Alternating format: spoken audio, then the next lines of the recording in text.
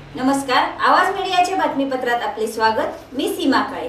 जे पाहिले तेच दाखवणार या ध्येयाने चालू घडामोडींचा आढावा घेण्यासाठी पाहूयात आजच्या हेडलाईन्स। सांगलीत पद्मावतकडे प्रेक्षकांनी फिरवली पाठ। संपूर्ण देशभरात प्रदर्शित झालेल्या पद्मावत या चित्रपटाकडे सांगलीत प्रेक्षकांनी पाठ फिरवली आहे।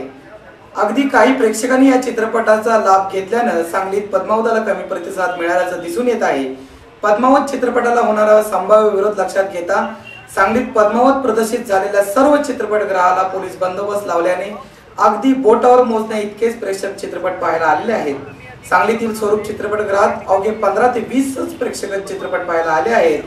त्यातच चित्रपटगृहासमोर 20 पोलीस आणि 15 प्रेक्षक अशी परिस्थिती असल्याने बिजीपुटी प्रेक्षक फिरकले नाहीत। त्यामुळे सांगलीतील चित्रपटगृहाचे आवार ओस पडले आहेत।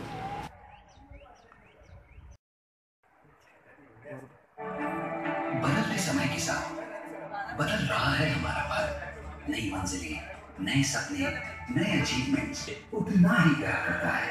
और आज भी हर हिंदुस्तान की पसंद है बार्ली, भारत का अपना बिस्किट।